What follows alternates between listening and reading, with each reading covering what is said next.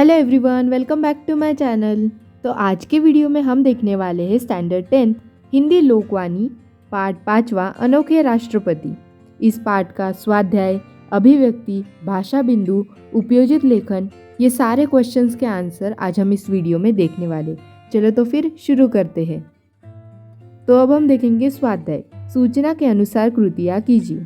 पहला प्रश्न है संजाल पूर्ण कीजिए। राजेंद्र बाबू की पत्नी के गुण: साध्वी, सरल, ममतालु, क्षममयी, ये सारे उनके गुण थे। कृति में जानकारी लिखिए।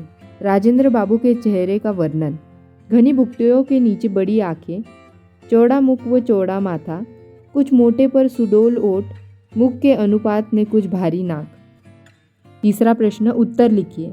राजेंद्र बाबू की पोशाक: खादी की मोटी धोती, पैरों में मोजे व जूते, सिर पर गांधी टोपी, मोटे कुरदरे काले बंद गले का कोट। चौथा प्रश्न है निम्नलिखित शब्दों के प्रत्यय और मूल शब्द अलग करके लिखिए। अब हमें यहाँ प्रत्यय साधिक शब्द, प्रत्यय और मूल शब्द दिए गए हैं। अब हम देखेंगे पहला प्रश्न बुद्धिमान। प्रत्यय है मान और मूल शब्द है बुद्धि। फिर है पारिवारिक। प्रत्यय शब्द ईक है और मूल शब्द है परिवार। फिर है रोमिल। प्रत्यय शब्द है इल और मूल शब्द है रोम। फिर है ममतालु। प्रत्यय शब्द आलू, मूल शब्द ममता। फिर है पांचवा प्रश्न उपसर्ग तथा प्रत्ययुक्त शब्द बनाकर लिखिए। अब हम उपसर्ग युक्त शब्द, मूल शब्द और प्रत्ययुक्त शब्द देखेंगे। तो शुरू करते हैं मूल शब्द से। आवश्यक। उपसर्ग युक्त शब्द क्या है? अनावश्यक। और प्रत्ययुक्त क्या है? आवश्यक। फिर है कर्म। उपसर्ग युक्त क्या है? सुकर्म और प्रत्ययुक्त है कर्मी। फिर है मूल शब्द है समय। फिर उपसर्ग युक्त है असमय और प्रत्ययुक्त है सामयिक। फिर है मूल शब्द हृदय। उपसर्ग युक्त क्या है? सहृदय और प्रत्ययुक्त है हृदयशील। फिर है चंचल। उपसर्ग क्या है? अचंचल और प्रत्ययुक्त क्या है? चंचलता। मूल शब्द सफल। उपसर्ग युक्त क्या है? असफल और प्रत्ययुक्त है सफलता। फिर अब हम देखेंगे अभिव्यक्ति। सादा जीवन उच्च विचार विषय पर अपने विचार लिखिए। उत्तर देखिए। सादा जीवन यानी सादगी से भरा जीवन। सादे जीवन में सौंदर्य होता है। ऐसा जीवन तन को ही नहीं, मन को भी सुंदर बना देता है। सुंदर शरीर और शांत मन ही उच्च विचार को प्रेरित करता है। यदि व्यक्ति को अपने जीवन में सफल होना है तो उसे सादा जीवन उच्च विचार इस सिद्धांत का पालन करना चाहिए। जीवन का सच्चा लाभ आराम का जीवन बिताने में नहीं बल्कि महान बनने में है। सफल महापुरुषों के जीवन में प्रकाश डालने से हमें पता चलता है कि उन्होंने सादा जीवन व उच्च विचार को अपने जीवन में उतारा है। जीवन में सादगी लाना बहुत ही बड़ा महान गुण है। इसे स्वीकार करने से व्यक्ति तुच्छ विचारों को अपने हृदय से दूर कर देता है। सादगी से भरा जीवन व्यतीत करने वाले व्यक्ति के पास गहरी संवेदना होती है जो व्यक्तित्व को गरिमा प्रदान करती है।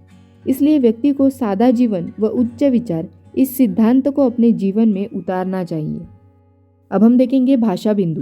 पहला प्रश्न है निम्नलिखित संधि विच्छेद की संधि कीजिए और भेद लिखिए।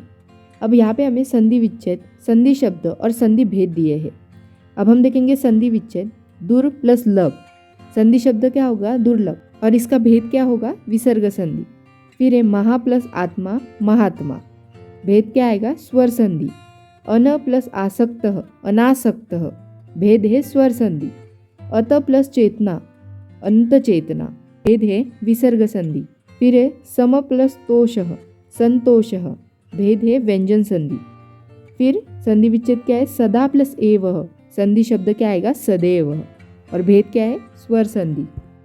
अब हम देखेंगे दूसरा प्रश्न। निम्नलिखित शब्दों का संधि विच्छेद कीजिए और भेद लिखिए। अब हम देखेंगे शब्द, संधि विच्छेद और संधि भेद। अब हमें शब्द दिया है सज्जन।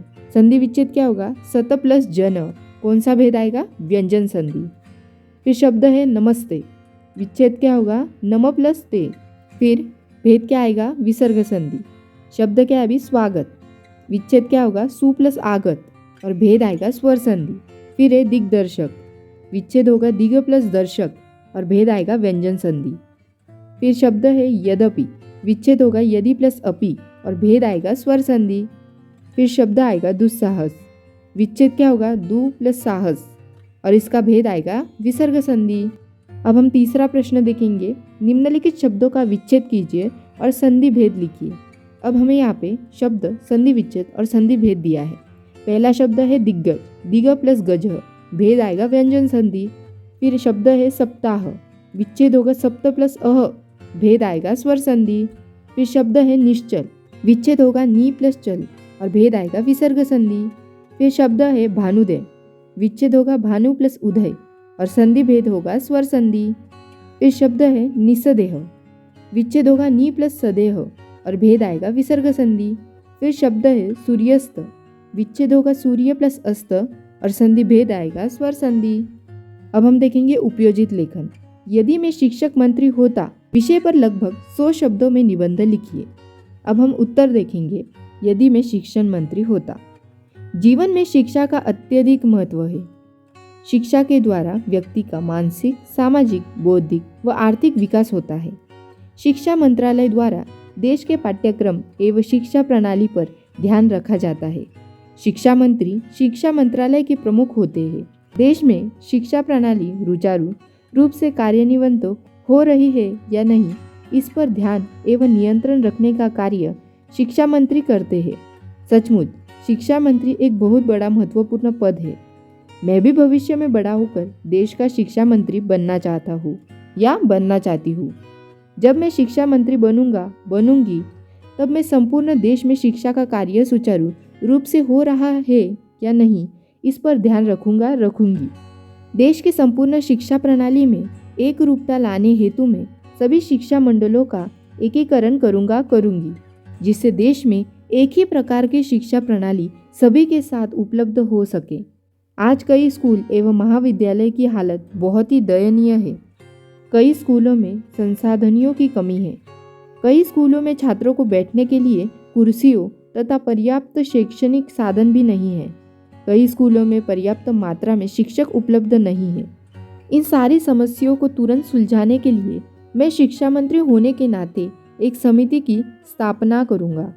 इससे किसी भी नगर या गांव का छात्र शिक्षा के मूलभूत अधिकारियों से वंचित नहीं रह पाएगा। संपूर्ण देश के पाठ्यक्रम में मैं समयानुसार परिवर्तन करने हेतु विद्वान सदियों की एक समिति गठित करूंगा, ताकि भूमंडलीकरण एवं विज्ञान तकनीकी के इस युग में भारतीय छात्र आगे ही आगे बढ़ सके। आज हमारे देश में शिक्षकों को दिया जाने वाला वेतन बहुत ही कम है।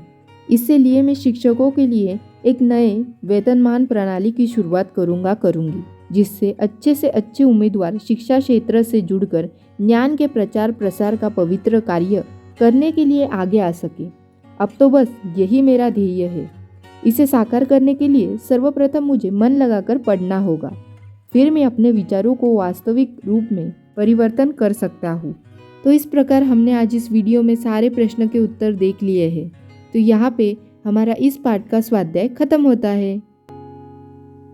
If you like this video, then please like, subscribe, share and also don't forget to comment. Thanks for watching.